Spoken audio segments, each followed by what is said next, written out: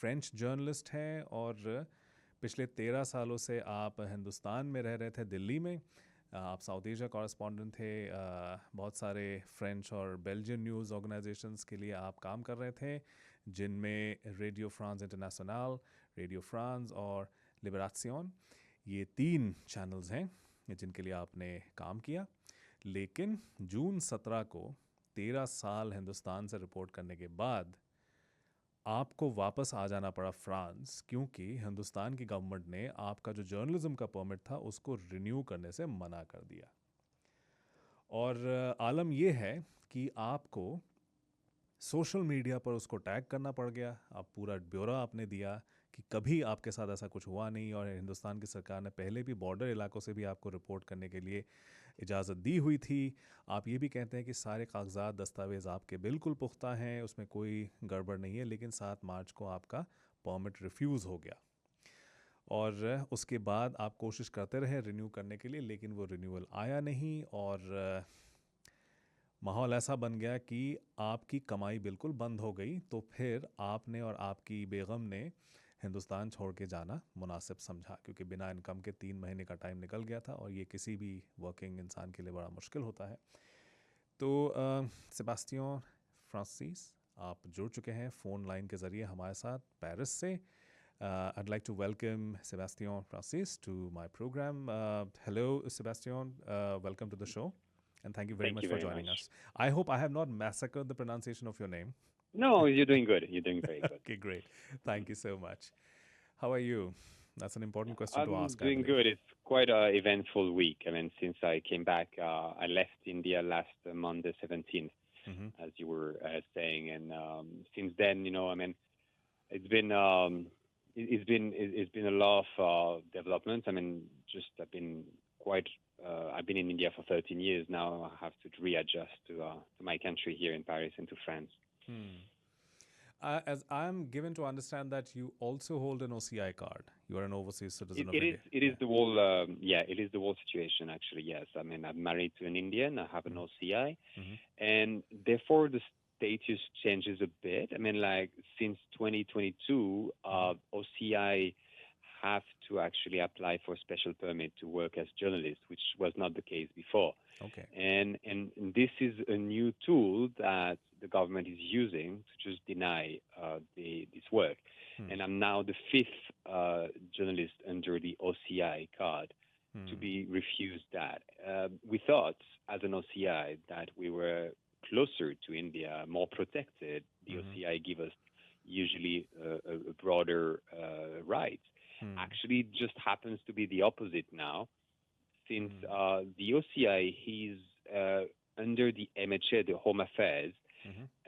It's actually a tool that the Home Affairs has now using to stop journalists from working. And so the 5 like me, the 4 other journalists who have been denied work in the last 2 years are all OCI, and like me, have very close ties to India. And the last one, a French journalist, I had to leave in February after 25 years working. Imagine. Yeah, Vanessa Dugnac, right? Exactly, that was really unfortunate. So a lot of people have been saying, in fact, I just saw the Indian government statement. They have actually denied that and said that, well, we did not really turn down the request. It's just that we have not taken a decision yet. No, actually, the reply was maybe clever, but it wasn't a denial of the ban. It was a fact that the ban is not possible to deny. I mean, it's just the MHA has given me the document saying that I cannot work since March 7th. So that's a fact. Now, what the government is saying is that I have indeed, following that ban, I've actually appealed. I didn't get a reply to the appeal.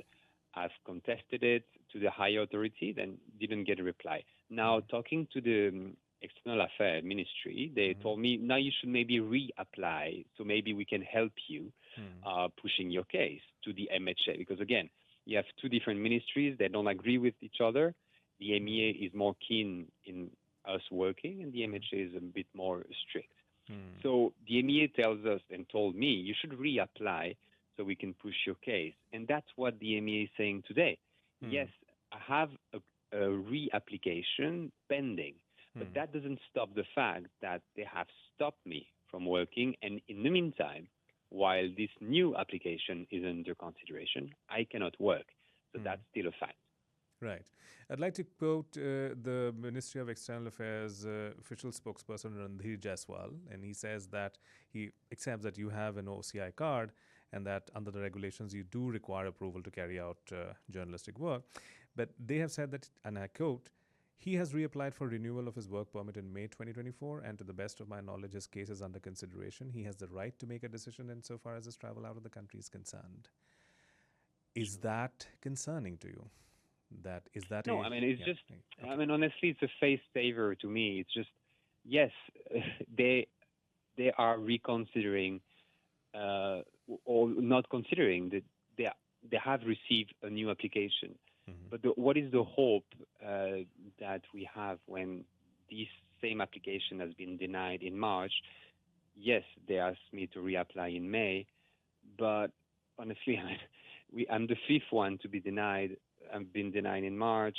I don't know exactly if I have any chance to have a positive outcome and them turning back their decision. So, yeah, I mean, that's a concern. The concern is that, per se, they're actually not answering on the reason, because nobody has told me why I have been denied such a right to work as a journalist. I've been working for 13 years. So far, I've respected all the rules, and I have no problem and got permits to go to border areas, to go to Kashmir, and then suddenly, I've been denied with no explanation, which I find very harsh to, as an OCI, as someone which is close to the country, to be suddenly denied the right to work in the country without explanation. What do you think went wrong? Because everything was going fine, as you said, and suddenly things changed for the worse. And you did not have any forewarning, did you, about this? No, at all. And actually, the MEA themselves were very shocked when it happened, because it's not their decision. The MEA told me, we don't understand why it's happening. What went wrong? I don't want to assume. I don't want to accuse. I cannot imagine what goes in the administration of the Home Affairs. The only thing that I can see is a trend of 1, 2, 3, now 5 journalists, foreign journalists, mostly from Western countries, being denied the right to work. Right. So the only thing that I can see is that it doesn't seem to be an isolated case. It's not me personally that seems to have. And again, nothing has come out about the reasons, nor off the record, on the record, in the press, nothing. So is there a reason? I don't know. At least on my case, I don't see any. But I see a trend of a general tendency of these governments to stop foreign journalists from working. Right. In fact, there have been so many cases. I recall a very detailed article that came out in one of the online portals that operate out of India, that foreign correspondents especially have been threatened, intimidated. Their ability to work in India has been severely curtailed. Permissions don't come through even if they go to spots to report. They are stopped. They are not given access. And this has happened more prominently after 2019, after the government was elected for the second time, the Modi government. Exactly. It has happened consistently. So, but then in all those cases, and there have been American journalists, there are French journalists. You are the second French journalist now who has been denied the right to work. In all these cases, their home governments have not reacted. What has been your experience with your own government, the French government? Have they said anything? Are they intervening at all? It's interesting because the Vanessa's case has been the landmark. Vanessa's been denied in September 22, so we have now a history of more than 18 months. She's been fighting her case, staying in the country. Yes, the embassy more or less was escalating this, and they did escalate till the highest level of national security. It didn't work. Actually, she didn't get any response, and she was even threatened with cancellation of OCI, and that's why she had to leave. Oh, wow. In my case, yes, they intervene also. They try to escalate it, but it seems, one, that it doesn't work, and that's very concerning because we're talking of a French government, which is considered one of the best ally of the Indian government, selling weapons together and having very strategic talks. It doesn't work. It seems on the other side that the Indian government is very adamant, is very clear on their position.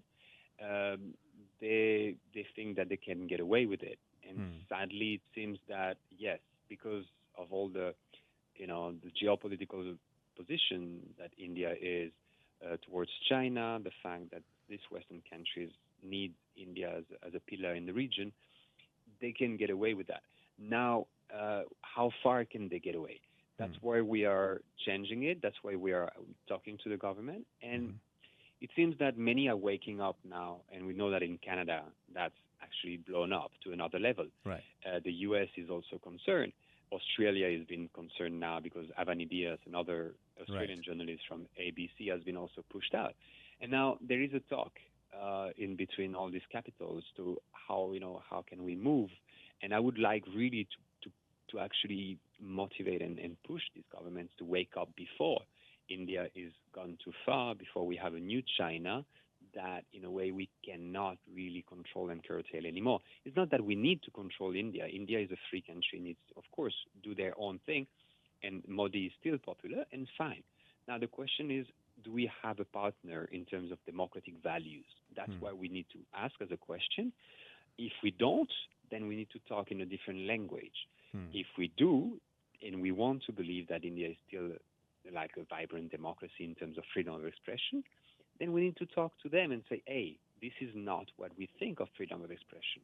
So it's just the question of how do we talk to India? What is the limit? How far can we go? And how many journalists can we expel from the country before we are really concerned?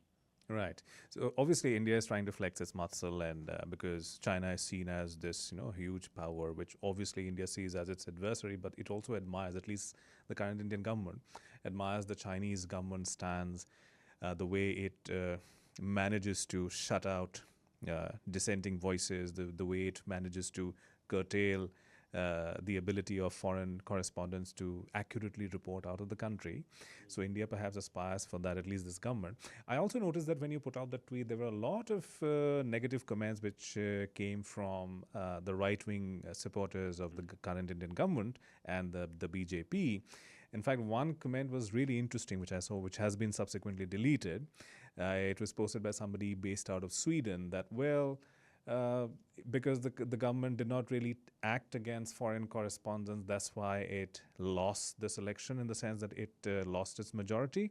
It is high time that they go out all guns blazing against all these, troublemongers.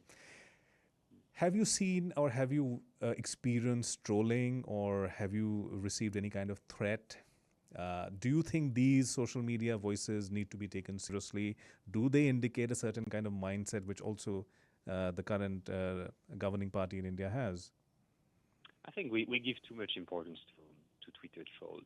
Okay. And I think, no, but it is a voice, and definitely it's just overwhelming to read these messages. And the one you quote is almost very nice and sweet compared to the thousands that, of course, told me that I was a foreign agent and things. I mean, the foreign hand, the foreign agent, blaming the foreigners, blaming foreign media for losing or in a way bad elections. It's very easy, but of course, I mean, it falls nowhere. I mean, how come, like an Indian voter deep in UP, in Ayodhya, would read the New York Times or the French radio, like me, imagine, and blame me for that? And also, of course, it goes nowhere. So that's where the microcosm of Twitter stops. And I think we need to understand that, the BJP has been very strong in using social media to amplify their voice. But at the end of the day, they had like a reality check with this last elections. So, I mean, I wouldn't, and I just try to just swing by these comments because I knew it was coming. And actually, even in the right-wing press, there was nothing really incriminating against me. And so I take it more as a confirmation that there's nothing much, it seems, at least substantial against me. And that's more concerning, that whether it's really just arbitrary, this decision to stop me from working, that's really sad. I mean, we are OCI is a bridge between the West and India. We try to, we are a bit Indian in a way. And we try to explain, which, by being a journalist there for a long time, you try to explain what is India to the rest of the world with all this complexity. And as a good friend, as family member, you have to criticize also. Right. Now, if the government pushes us out, there's no one to do that explanation, to this complex explanation of this Indian society. And I think this is something that India also could lose in the long run to be understood. Because in the case of Vanessa Duna, at least we know that even though the official statements were full of legalese, but there were comments that came out from unofficial quarters, like source-based reporting, which usually happens in the Indian press quite a lot, where it was said that, well, her reporting was anti-India, anti-Hindu, and so on and so forth. And these are very common labels that are very easily applied on dissenters or any kind of negative coverage. Have you also experienced, has it also, because I haven't seen in the press anything like that, but have you heard from people that, well, your reporting was anti-India or maybe anti-Hindu? Oh, it's the first argument that they used. Again, criticizing the government becomes anti-India. We've heard that for the last 10 years. Right. I don't want to give that too much importance. I mean, I think India deserves better. It's the land of debate, the land of the argumentative India. We all know that criticizing a government doesn't mean that you're anti-India, even less anti-Hindu. I mean, why would that be anti-Hindu and not anti-Sikh or anti-whatever? I mean, I mean, there is much more than Hindu in India. I mean, of course, and to tell you how low it can go is, Op India, which is a famous right-wing portal, That's right. just accused me of creating division between Hindu and Muslim, because it just happened that while doing a story on economic inequality, I ended up interviewing a Muslim poor lady and a Hindu rich man. And so they said, oh, you're creating divide. Okay, so that's just because the names were Hindu or Muslim. There was no religion in the matter. It just happened to be one Muslim and one Hindu. So you just find divide if you want to find it. It is interesting that you mention Op India, because it also is part of that social media ecosystem that I was referring to. You said that, well, tweets should not be taken that seriously, but oftentimes we notice that some of these blue tick handles on Twitter and who make opinion in favor of the government, they are part of the feedback loop of the government. So what they tweet out, what they write in Op India and other right-wing portals, that is seen and very closely followed by those in power. So don't you think that it can be serious, and it is serious, and it should not really be dismissed offhand as, well, social media noise? No, you have a good point. I mean, the ecosystem is created by the right wing using this Twitter accounts. I mean, I'm talking of. I was talking before about the Twitter nobodies, the ones who just becomes the trolls and gives you thousands of bad comments. This is a noise that, in a way, doesn't represent much, or in a way, it's overvalued. Now, yes, Op India is another system. It's part of the system. It's definitely part of it. Actually, I read Op India more. I do read Op India because they ended up getting. Doesn't your blood pressure shoot up? Yeah, when you know who they are, again, you just take them a bit less seriously. But no, because they ended up talking to the government, and the government usually tries to get misinformation pushed through these platforms. In Vanessa's case, they tried to defame her using, different arguments that she was there, she did this. And in a way, you try to create a narrative. So yes, Op India and different platforms like them are used by the different parts of the government to create a new narrative. So of course, you need to see it in that way, and of course, they have to be taken a bit more seriously, because they become the noise, and after they become amplified through the Twitter sphere itself. So yes, they are influential in a way.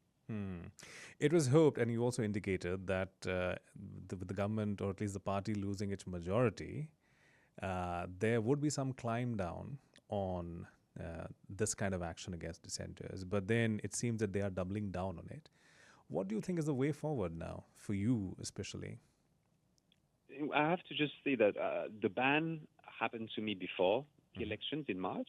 Okay. Now I've decided myself to work on the thing, and for 3 months try to fight it, and then I ended up leaving after the election. So we have to see this decision as a prior, Modi 2. Now, whether that would change or not, I was really looking at who was going to head the Ministry of Home Affairs, and sadly, in a way, it's still the same team with Amit Shah at the top, and we know that he's been known as a very strict authoritarian person against media in general or any dissenter. So I don't see, sadly, a very drastic change in that sector for now, because Amit Shah is a state within the state. Right. He has created a whole environment of fear and sanction repression that he seems to control himself and to be quite untouched by whoever he is. Because Vanessa's case, imagine, Vanessa's case blew up in the surface by she received this show cause notice to be expelled 10 days before the visit of the Republic Day of the President of France. Right. So what I mean by that is that the MHA in that case sent a letter that created a huge diplomatic uproar.